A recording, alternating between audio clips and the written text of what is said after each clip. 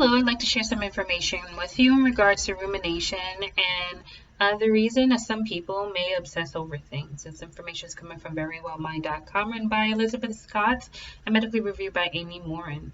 So if you're like most people, you've had experiences with overthinking, obsessing over things that may be stressful that have happened in your day or that you may have experienced.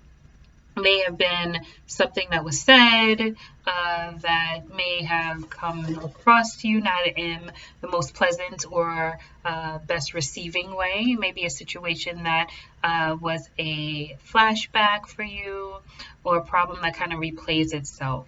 So when these thoughts turn into more negative and brooding type of thought patterns, that's known as rumination. So rumination is as stressful as it is common in that it takes a situation that has already caused stress, it magnifies the stress and the importance of this situation in our minds. So rumination hones in on feelings of helplessness, as we may have the inability to change what has taken place. We may not be able to recreate the situation in the future and respond with the perfect response or solution, and this may make us feel powerless and more stressed. So realizing how much power we put into ruminating over the situation can lead to more feelings of frustrations, as well as realizing that we've let the situation continue to ruin the day. So understanding rumination. So what brooding is ruminating in general. That's associated with less productive behavior and more negative mood. There's also reflection. The reflection part of rumination can actually be somewhat helpful in reflecting on the issue, the problem, concern at hand, and lead you to a solution. Reflection or reflecting on certain events can also help you process strong emotions associated with the issue or the concern. So co-rumination is where you rehash a situation with friends until you've talked it to death, also bringing more stress to both parties once it's past its point of constructiveness. So if you find yourself consistently replaying something in your mind and dwelling on the injustice of the situation, thinking about what you could have done without taking the corresponding action, you're making yourself possibly feel more stressed. And if you are likely experiencing somewhat of negative effects of ruminating. So the negative effects of rumination. It's important to find ways to catch rumination before you get caught up in it and working on handling conflict in more healthier ways. So rumination can be oddly irresistible and can steal your attention before you even realize that you're obsessing over that situation again. It can be a possibility of dividing your attention.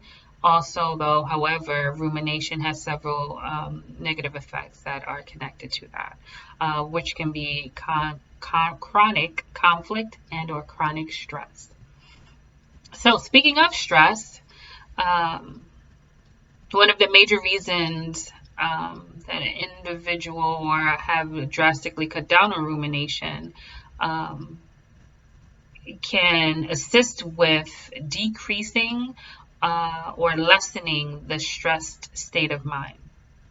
So studies show that you can raise your cortisol levels, kind of signifying, physical response to a stress resulting from rumination. So if you feel like you're experiencing that, it's important to seek your medical doctor, your PCP primary, go into urgent care, speaking to a mental health professional, and so on and so forth.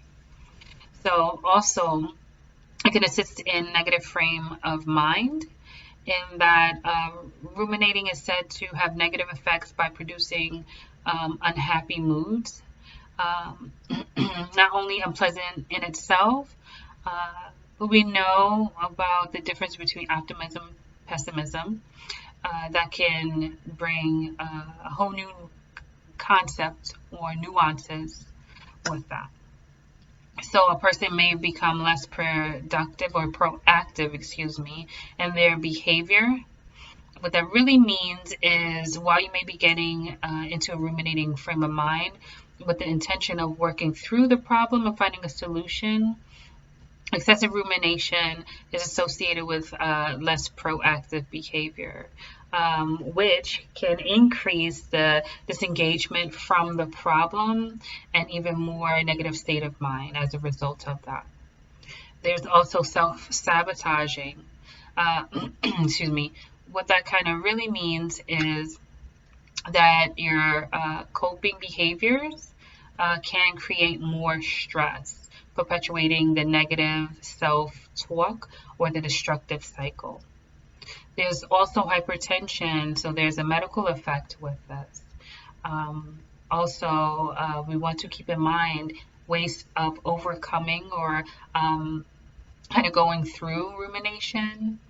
So what's important is ultimately it matters why people obsess over things and more on how they can stop.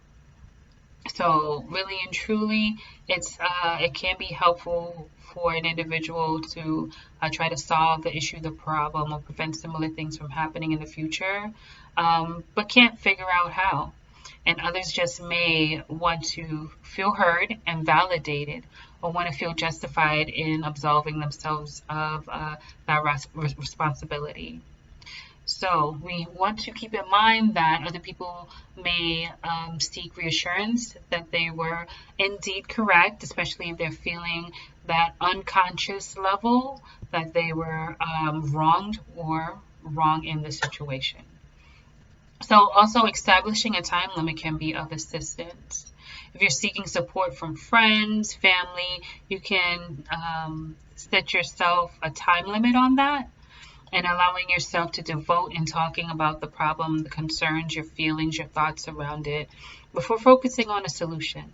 Then brainstorm with that friend or family member, or you can even proactively journal. So what we would like to keep in mind is that when you think about what you're ruminating over or about, that you can try and draw similar experiences to better assist you in processing through those emotions, those thoughts. Also, even if you do not kind of agree with what has taken place,